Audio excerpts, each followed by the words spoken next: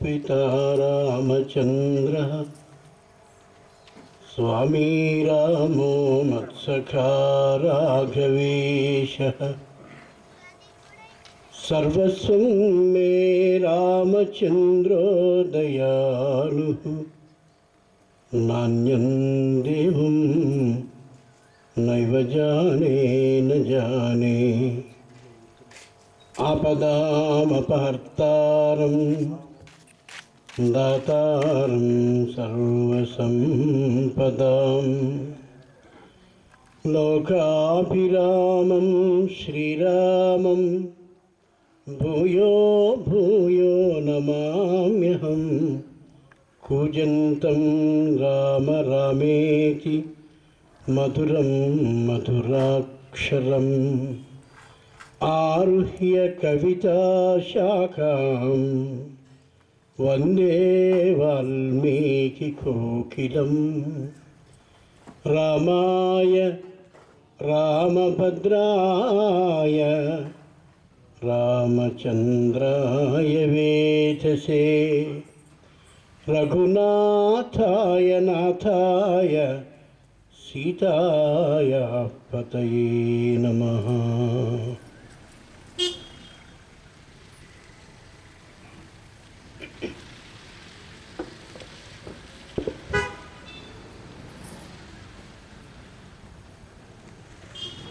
ఏ అయోధ్య రాముని పేరిట ప్రత్యేకమైన ఆవాసం ఇక్కడ ఏర్పడిందో అటువంటి సాకేత కాలనీలో మొట్టమొదటిసారిగా నేను అడుగుపెట్టినప్పుడు శ్రీ శేషాచల శర్మ గారు భార్య వారి కారణంగా నేను ఇక్కడ అడుగుపెట్టగలిగానప్పుడు ఆ తరువాత అదే పద్ధతి అలా కొనసాగుతూ పరమేశ్వరుని ఆశీర్వచన భాగ్యం ఈ అల్పజ్ఞుడైనటువంటి నాకు కూడా ప్రసాదించాలనేటటువంటి సదుద్దేశ్యంతో మిత్రులైనటువంటి సుబ్బారాయుడు గారు ఇక్కడికి రావాల్సిందని కోరితే చాలా సంతోషంతో దాన్ని అంగీకరించి ఇక్కడ ఈ స్వామి యొక్క ఆశీర్వచనాన్ని తీసుకోవాలని వచ్చినవాడిని తప్ప శ్రీమద్ రామాయణంలో నేను అన్ని విషయాలు తెలుసునని ఏమాత్రమూ సాహసించి చెప్పగలిగిన ధైర్యం నాకు లేదు. రెండు, ఏ మహానుభావులైనటువంటి వాళ్ళందరూ ఇక్కడ ఇన్ని సంవత్సరాల పాటు ప్రవచనాన్ని చేశారో ఆ చేసిన దాన్ని అంతటినీ శబ్దతరంగ రూపంగా ఈ స్థలం ఇక్కడ పవిత్రీకరించిందో అటువంటి ప్రదేశంలో మాట్లాడడం ఒక అదృష్టంగానే నిజంగా భావిస్తున్నాను. ఇవన్నీ హృదయపూర్వకంగా పలుకుతున్న మాటలే తప్ప ఏదో లాంఛనంగా మాట్లాడే మాటలు మాత్రం కాదు. మరో అమోఘమైన విశేషం ఏమంటే ఒకప్పటి రోజుల్లో అంటే ఒక 10 సంవత్సరాల క్రితం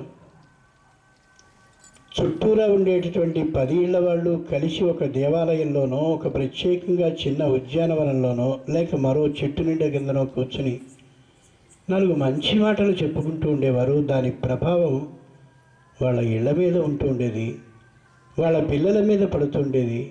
వాళ్ళు చాలా సంతోషంగా సుఖంగా జీవిస్తూ ఉండేవారు ఈ మాటల ప్రభావం కారణంగా. మళ్ళీ ఆ రోజులు గుర్తొస్తున్నాయి. ఇక్కడ అందరూ ఈ ప్రత్యేకమైన ఆవాసంలో ఉన్న వాళ్ళందరూ కూర్చుని ఇలా చేస్తూ ఉంటే చక్కగా అమ్మవారి పూజని చేసి పరమేశ్వరుడికి నివేదనని చేసి ఈ విధంగా 4 మంచి మాటల్ని వినాలనే ఆలోచనని ఇదే పద్ధతిగా సుబ్బారాయుడు గారి నేతృత్వంలో దేవీప్రసాద్ గారి కార్యదర్శి విధానంలో ఇంకా మిగిలినటువంటి సభ్యులందరి సహాయ సహకారాలతో ఈ ఆవాసంలో ఉండేటటువంటి పెద్దలందరూ కూడా ఈ కార్యక్రమాలను ఇలా కొనసాగిస్తూనే ఉంటారని, అలాంటి ఆ అమోఘమైన ఆశీర్వచనాన్ని ఆ పరమేశ్వరుడు ఇయ్యాలని హృత్పూర్వకంగా కోరుకుంటూ కార్యక్రమంలోనికి వస్తున్నాను. సుబ్బారాయుడు గారిని అడిగినప్పుడు మీరు సుందరకాండ గురించే మాట్లాడవలసింది అని అన్నారు. అంచేత సుందరకాండ గురించి ప్రసంగం చేయవలను అన్నారు. 68 సర్గల సుందరకాండని 120 నిమిషాల్లో కుదించి ఎలా మాట్లాడాలనేది ముందు పెద్ద ప్రశ్నగా ఉన్నప్పటికీ కూడా మాట్లాడగలిగినటువంటి ఆ సమయంలో మాట్లాడదలిచిన అంశాన్ని మీ ముందుంచాలి. కాబట్టి యథాశక్తి యథాకాలం తమ ముందుంచడానికి ప్రయత్నాన్ని చేస్తాను. తతో రావణనీతాయా సీతాయా శత్రుకర్షణః ఈయేష పదమన్వేష్టం చరణాచరితే పది. తతో రావణనీతాయా సీతాయా శత్రుకర్షణః. శ్రీమద్ రామాయణానికి 7 కాండలు ఉన్నాయి. 7 కాండల్లోనూ 5వదైనటువంటి కాండ సుందరకాండ. ఈ సుందరకాండంలోని ప్రథమ శ్లోకాన్ని ఎంత జాగ్రత్తగా ఆలోచించి రాయాలా అని వాల్మీకి మహర్షి బాగా పరిశోధించి హృదయాన్ని మధించి తగ్గించవేనాయనా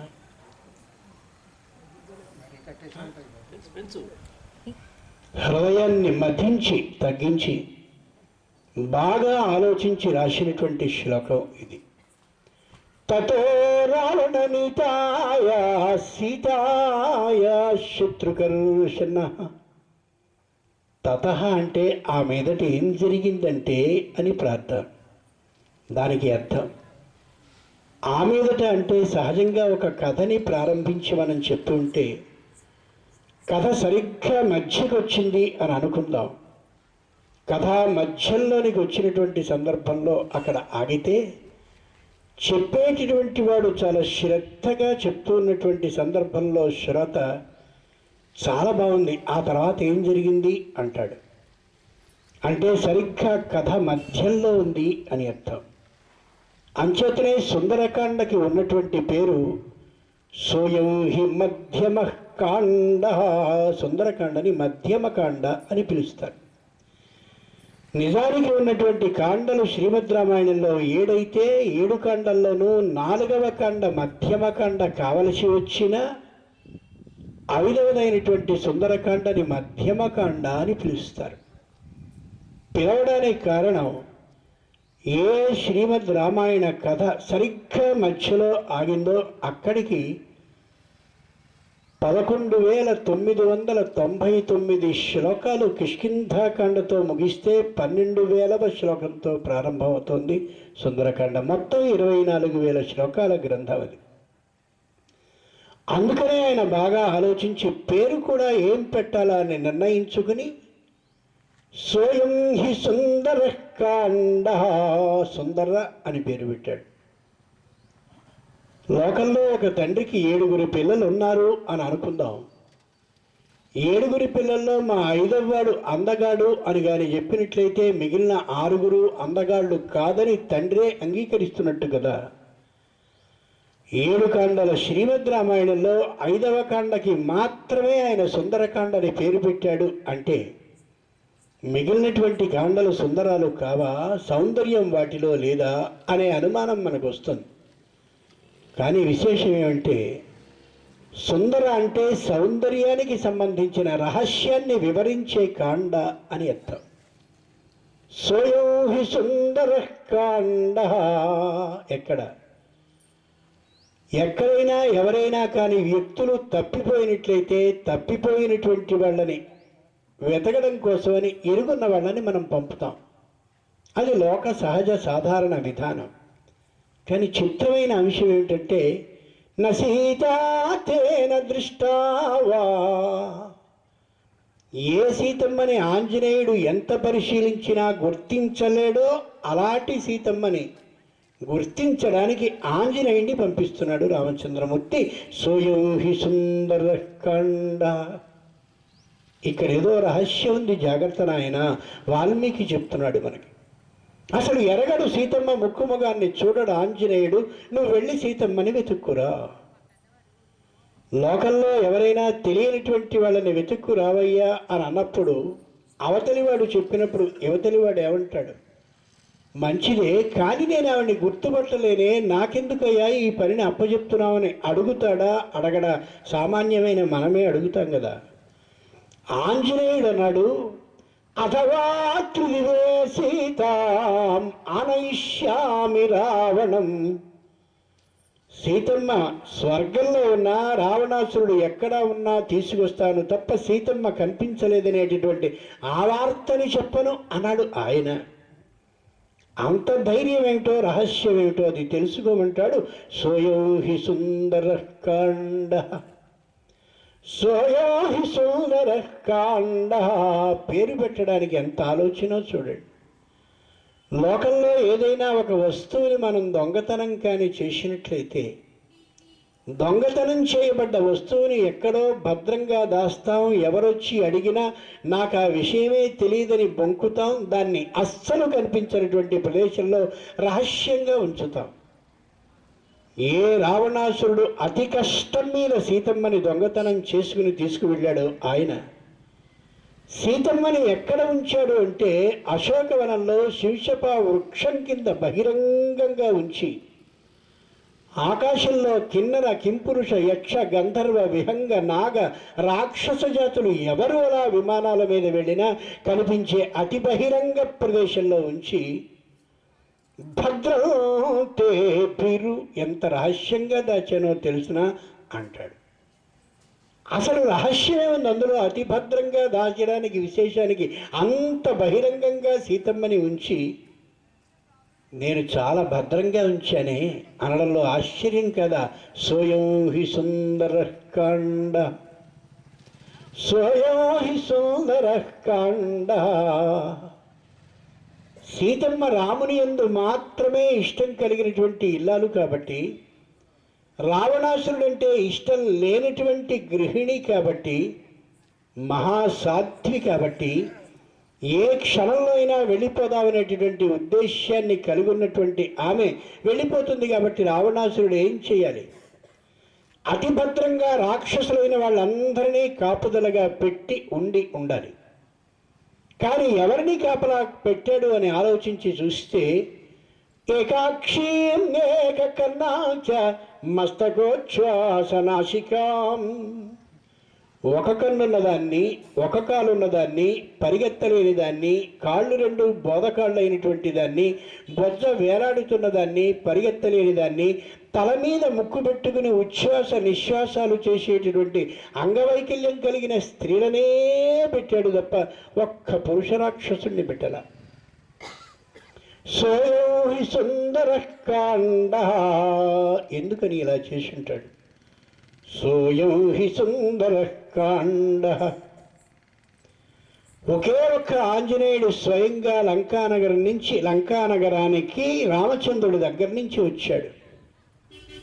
ఏ రాముడు మహానుభావుడు అయినటువంటి వాడు యజమానిగా ఉన్నాడో, నువ్వెవరిది అని అడిగితే ఆంజనేయుడు స్వయంగా దాసోహం కౌసలేంద్రస్య రామశ్యాక్లిష్ట కర్మణ, నేను దాసుణ్ణి అని అంటున్నాడు.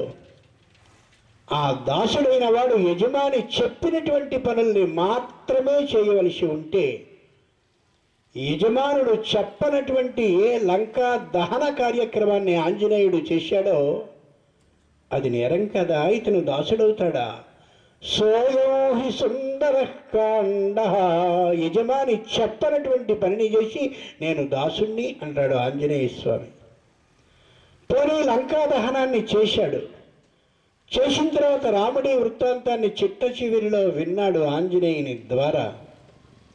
ఇదేమిటయ్యా, నేను చెప్పని పనిని నువ్వెందుకు చేశావు అక్కడ అని ఆయన అనకుండా, ఎంత గొప్పగా కార్యాన్ని చేశావు నువ్వు అంటాడు ఆయన. సోయౌహి సుందర కాండ.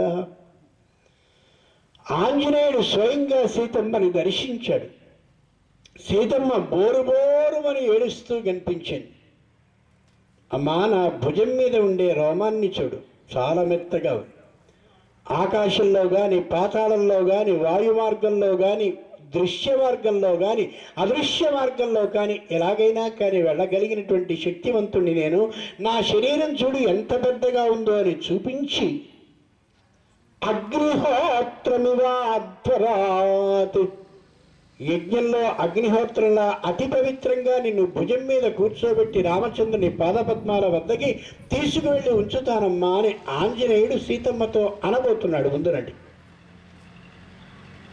ఏ సీతమ్మ గోలు గోలుమని ఏడుస్తూ మనకి శ్రీమద్ రామాయణం సుందరకాండలో శింషుప వృక్షం కింద కనిపిస్తుందో ఆవిడేం చేయాలి? వెంటనే ఇదే మంచి అవకాశం రాని భుజం మీద కూర్చోవలసి వస్తే ఆవిడండి, ఇప్పటి వరకు నువ్వు చాలా గొప్పవాడు అని అనుకున్నాను రా, కపిత్వమన్న అవస్థితం, ఇప్పుడు నాకు అర్థమైంది నిజమైన కోతివి అందావిడ. సోహి సుందర కాండ. ఇప్పుడు సీతమ్మ దుఃఖిస్తున్నట్లా దుఃఖించనట్లా. సోయోహి సుందర కాండ. ఒకే ఒక్క కోతి ఏ ఆంజనేయ స్వామి ఉన్నాడో ఆయన చేతి గోళ్ళు దంష్టలు నోటిలో ఉండే కూరలు మాత్రమే ఆయుధాలుగా కలిగిన వాడే లక్షల లక్షల రాక్షసుల్ని ఒకే ఒక్క రాత్రి వేళ చంపేస్తుంటే మొత్తం ఉన్న రాక్షస జనం అందరిలోనూ ధైర్యమంతా కోల్పోయినటువంటి సందర్భంలో రావణాసురుడు సమావేశాన్ని చేసినప్పుడు రాక్షసులందరూ వెళ్ళి ఇలాంటి పరిస్థితి ఉంది కాబట్టి యుద్ధాన్ని చేయకుండా ఉండడం మంచిది అని సూచన చేస్తే అవశ్యమేవ యోద్ధవ్యం, యుద్ధం చేసి తీరాల్సిందే అన్నాడు రావణాసురుడు. సోయోహి సుందర కాండ. సోయోహి సుందర కాండ. ఏ కైకమ్మ స్వయంగా రామచంద్రుని 14 సంవత్సరాల వనవాసానికి సంబంధించిన విధిని పెట్టిందో ఆ 14 సంవత్సరాల ముగింపు రోజు ఏదో అదే రోజుని గడువుగా రావణాసురుడు కూడా ఇక్కడ సుందరకాండలో పెడుతున్నాడు. ఏమిటి ఆ రహస్యం? సోయోహి సుందర కాండ. కైకమ్మ రావణుడికి తెలియదు, రావణుడు కైకమ్మకి తెలియదు. సరిగ్గా కైకమ్మ పెట్టిన 14 సంవత్సరాల ముగింపునే రావణాసురుడు కూడా చెప్తూ ద్వౌమాసౌ రక్షితవ్యౌతే